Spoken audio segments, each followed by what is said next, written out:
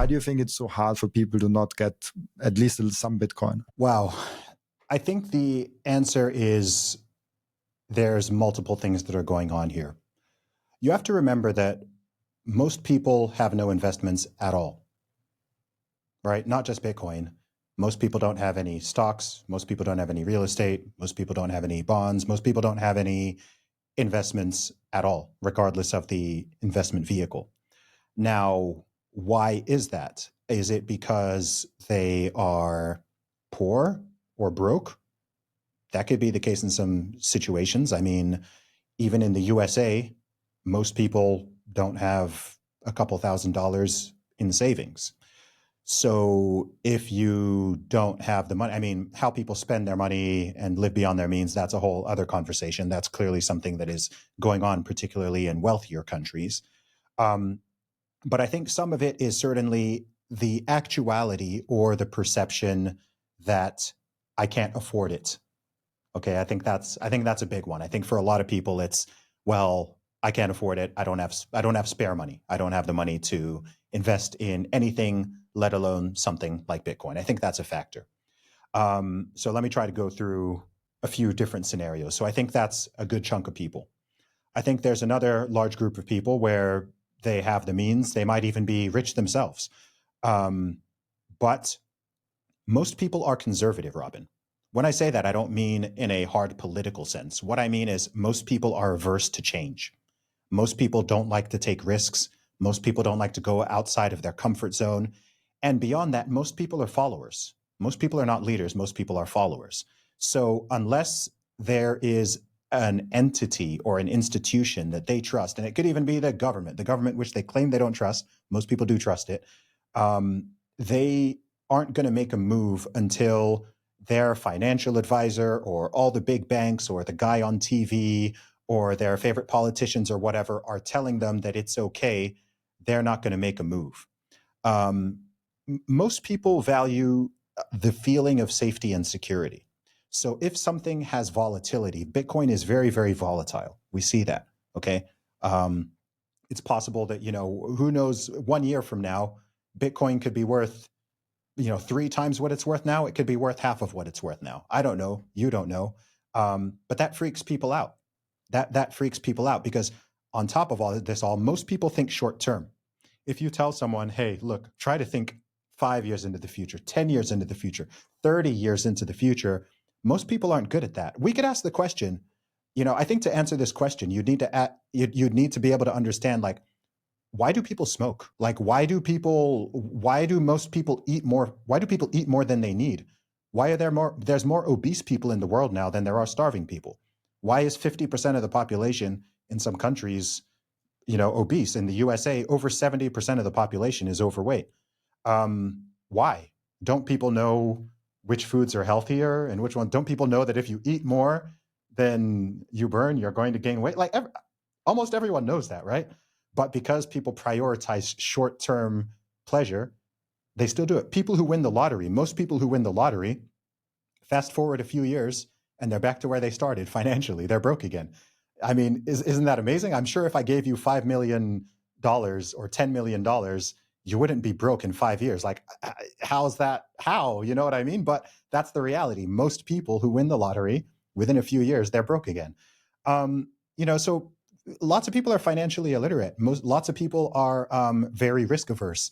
Lots of people are very prideful, which stops them from learning, right? There are people who they don't have Bitcoin because they're too prideful. They're too arrogant. I mean, sometimes you see them online, right? You see them on social media. For the past 8 years, they've been talking crap about Bitcoin. And instead of just taking the L and going, man, you know what? Maybe I got this one wrong. They just doubled down, triple down. They were calling it a scam at $800, calling it a scam at $8,000, calling it a scam. They're going to be calling it a scam all the way up to $8 million. Instead of just going, you know what? Maybe I was wrong here. Like maybe I should pause and I should listen to some of these people and I should do some research. But this is just human pride. It's ego. It gets in the way. None of us like being wrong. That's just part of humanity, right? Like, we have our convictions, we have our beliefs, we have the things that we think are true. And it's not comfortable to be proven wrong. It's not comfortable for someone to say, actually, no, you're not correct. And here's why. It's not comfortable to see this train pulling away and going off, and you decided not to get on the train because you said the train was a scam, and instead of going, okay, you know what, I'll board the train a little bit later, if people feel more comfortable just saying, nope, nope, nope, I'm going to just maintain that the train is a scam and eventually it's going to crash and so on. And so I think all of this combination of factors plays into it. So I don't think it's one single thing. It's not just like, oh, everybody is stupid or everyone's uneducated or whatever. It's a mix of things. There are people who are, financially illiterate. There are people who just feel like they don't have the money and they don't understand the concept, right? So if you tell them the price of Bitcoin and they're like, man, I don't have, they'll say, oh, I don't have $118,000. Like, they don't even understand that you can buy just $5, you can buy $10, you can buy 50. A lot of people don't even understand that because that shows you how early we still are. I find myself explaining to I found myself explaining to extremely intelligent people, very educated people who don't even know that Bitcoin is divisible, right? They think you have to transact in whole Bitcoins. And so, there's the education to be done, but people have to be curious. People have to humble themselves and just take some time and be like, you know what, I'm going to learn about this thing.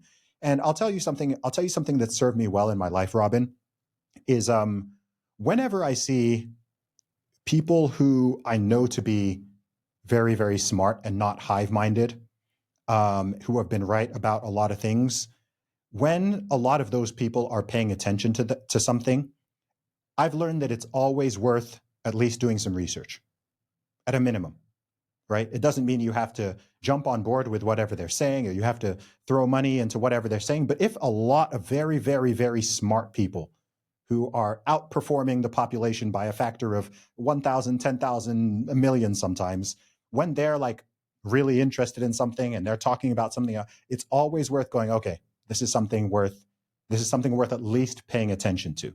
To give another example, right now, like, I'm not someone who's super into like AI and artificial intelligence and stuff, right? Like, I'm a computer science graduate. I know about AI, but I'm not one of those people who's like super hardcore crazy on AI. But at the same time, it would be very, very foolish to not pay any attention to it at all. Okay? Like, there's all of these very smart people who are looking into it, researching it, investigating it, using it, right? To just sit there and be like, well, I'm not even gonna, it's just a scam. It's bad. I'm not even gonna look at it. I mean, that's dumb. There's a level of pride which is impossible to differentiate from stupidity. It basically ends up being the same thing. And so when that is happening, I just think it's always good to go, you know what? Like, it's worth at least having a look at this. Let me at least do some research. Let me try these tools. Let me play around with it. Let me at least see what is going on. If after all that you decide, you know what, it's still not for you, that's one thing. There are people who have really actually done a deep dive on Bitcoin and they genuinely do understand it, at least on a basic to intermediate level, and they're not really convinced, and they want to put their money elsewhere or they want to invest in something different. I'm like, that is much better to me than the people who just won't be bothered. They're just like, nope, you're just wrong. I'm right. You're wrong. I've done no research. I know nothing about it. I'm saying all this ignorant stuff, but I'm going to just do what I do. Like, I just think that's silly. But at the same time, people are going to do what they're going to do. And I think guys like yourself, the best you can do is to try. I'm sure you've heard the saying, you can lead a horse to water, but you can't make it drink, right? You can try, you can do your best to talk to people, put out information, spread knowledge, explain your position, explain your conviction. And there will be a small percentage of people who hear the message and take some type of action. The truth is that most people won't, and it doesn't even matter what you're talking about. You could be talking about health and fitness. You could be talking about how to make money. You could be talking about how people can live a happier life, how people could save more money, take better care of their family, whatever. The truth is most people aren't going to listen. And even those who listen, most people are not going to take action. And I don't know why that is, Robin. I've been trying to work this out my entire life. I don't know why human beings do a lot of things that I do not. I really don't understand. Like, if people were rational, then a lot of stuff wouldn't exist in the world. The world would look very different. But here we are. And I don't think it's worth getting frustrated over. I think it's natural to go through that phase where, like, you've got such a conviction and you're so passionate that, like, you get frustrated or even angry by like people not getting it. But I think at some point you kind of reach this piece where you're just like, okay, you know, some people like to say have fun staying poor. I try not to use that phrase, but it's kind of, it does have some truth to it, right? Or, you know, when people say, well, you know, you get Bitcoin at the price you deserve. If you've been hearing about it since it was a 10th of the value that it is now, or 100th of the value it is now, and you've just been ignoring, and then you're going to let it go up another 5x, 10x, maybe 20x. By the time it's over $1 million, now you're suddenly interested and you want to jump on board.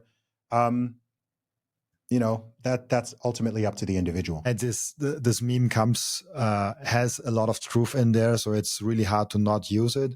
But yeah, I agree that it's kind of, it comes from, I feel like it almost comes from a bad place of sitting on the high horse of saying like, oh, like I get it, you can stay poor and all those things. Like it assumes that you're right, and I try not to do that, but it has a lot of truth in there. And for orange pilling, I like that because I completely switched my orange pilling strategy of being just a passive educator. I've made it abundantly clear on social media and everywhere that I'm a Bitcoin guy.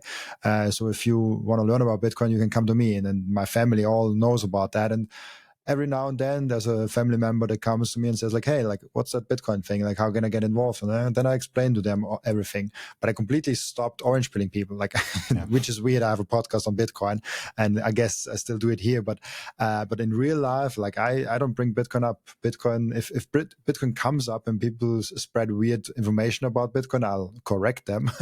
But I won't bring it up.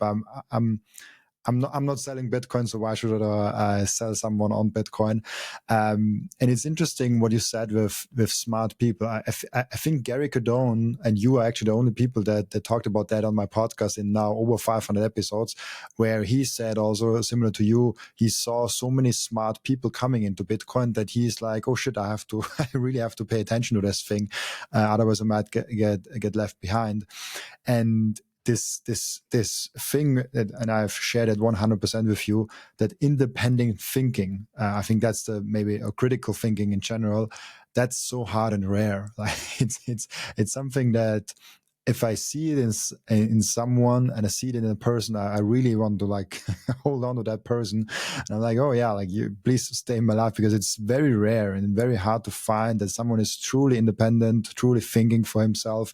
And yeah, we always have some group thinking. Like even the most independent thinking people always have some kind of group settings. We're like animals in that regard. But there's a scale to how group thinking are you, how independent thinking are you.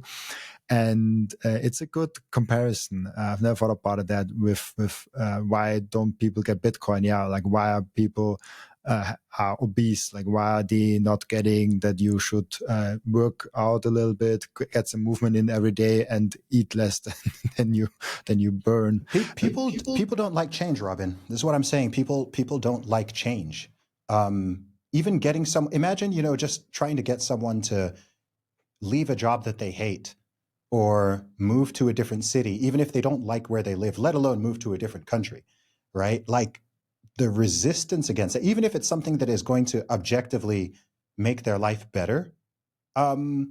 Most people, like there's just a real difficulty with that. And, you know, in terms of the independent and group thinking, let me try to think of this in the most sort of compassionate way.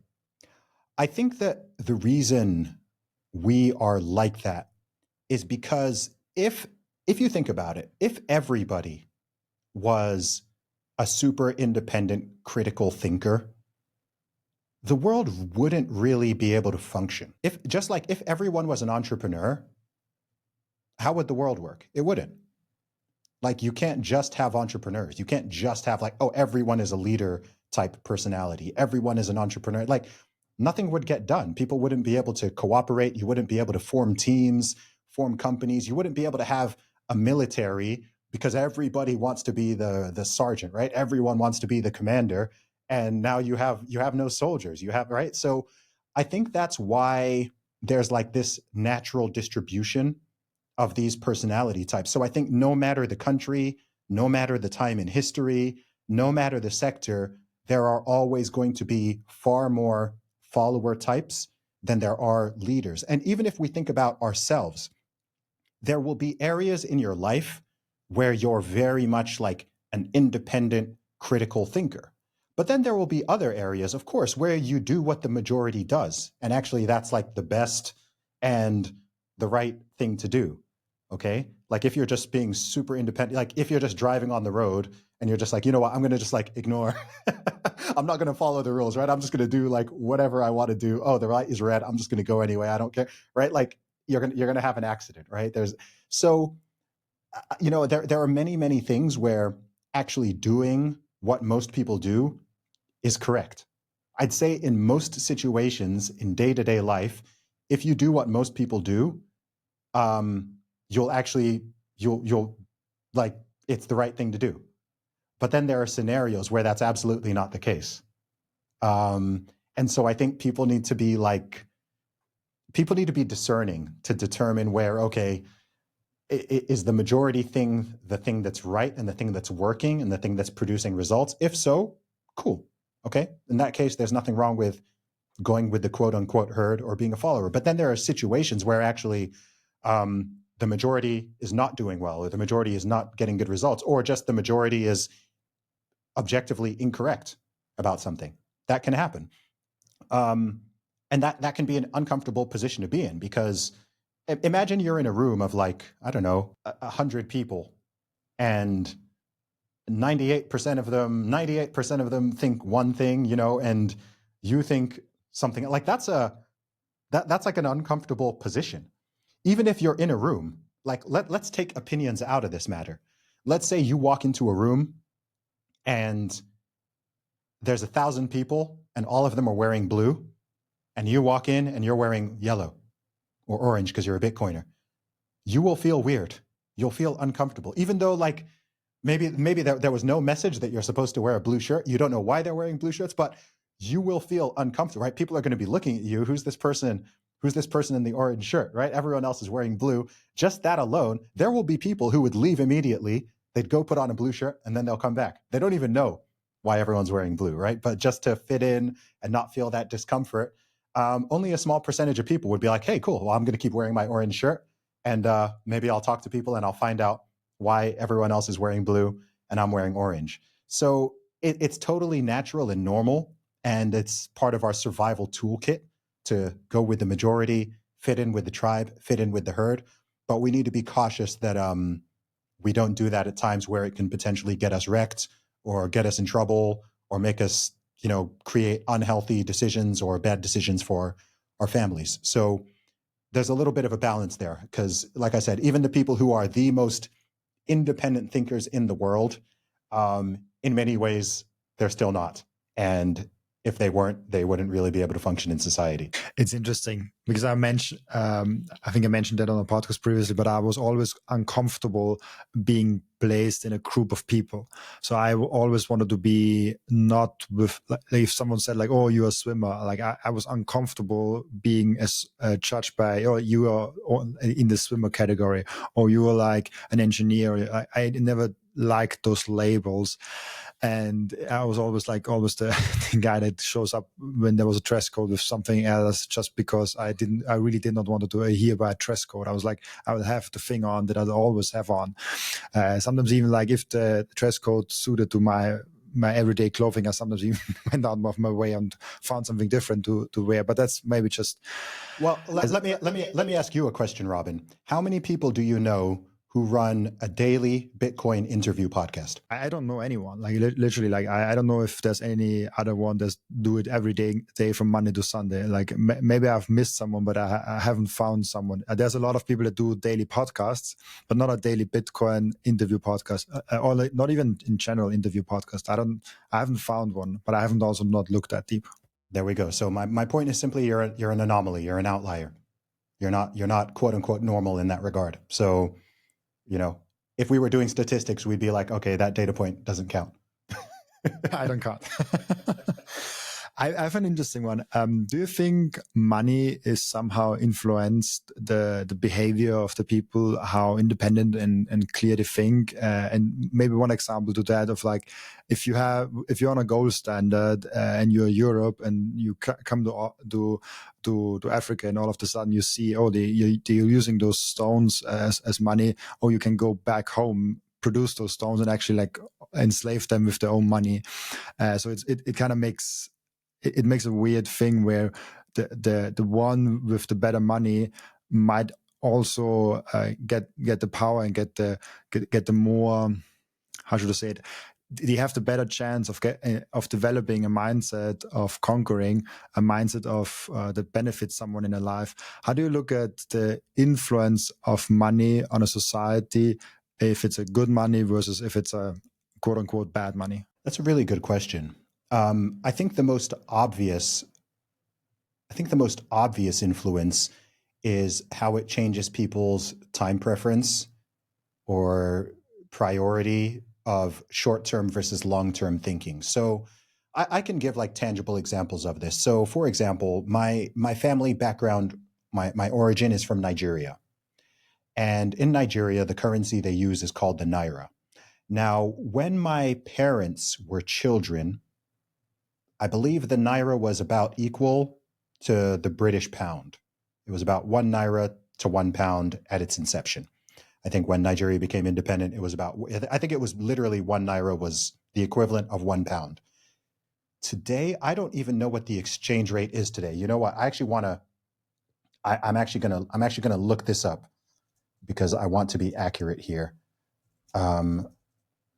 So today, I'm going to look up the official exchange rate, which is different to what you would get on the street. Just give me a moment. Okay. Today, it says, I just checked, according to Google, today, 1 pound is 2,052 naira. Okay. So it's gone from 1 to 1 to 1 to 2,050. I remember being in Nigeria not even 20 years ago. And I remember when it was 1 pound was about 500. So it's gone from that to, 2,000. But anyway, in countries where you have extremely high inflation rates, you could look at Turkey, for example. You could look at many countries in Africa. You can look at many countries, I think, even in South America, where they don't just have inflation in the 5, 6, 8, 10% range, but we're talking 30%, 40%, 50%. In some places, I mean, I remember when I was about 14 years old and Zimbabwe was going through its hyperinflation, and I think the value of the Zimbabwean dollar was dropping. It was getting cut in half something like every 30 seconds, right? Like their inflation rate was, I think, in the billions of percent, right? My friend was coming into school with $100 trillion banknotes and they're worth absolutely nothing, okay? But anyway, the point I'm making is if you have a very high inflation rate, then it becomes very difficult to think and plan long term. Because think about it. If I pay you, say I paid you $10,000 and next week, say by next week, your $10,000 is going to be worth 5,000. Say every week the value cuts in half. What are you going to do? Of course, you're going to take that 10,000. You're going to spend it immediately, right? You're going to spend it. You're not going to save it because you save it and then 1 year later it's worth nothing. So what you'll find is in many places, in many nations where there's very high inflation, people think very, very short term. And this affects everything. This can increase crime rates because, again, people are just thinking very short term. It makes things much more difficult to plan for family. Obviously, it's much harder to invest in businesses and anything like it keeps economies very poor because you need at least some degree of stability in order for people to be able to plan long term. And that affects individuals, it affects families, it affects businesses, it affects the governments themselves.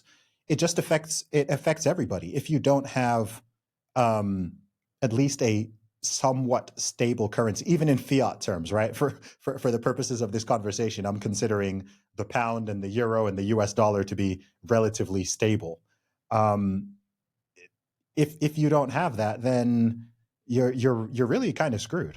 Thank you for watching this video. This was only a snippet of the podcast. And if you want to watch the full episode and get all of the context of this episode, you can click right here or here. Oh, maybe also here.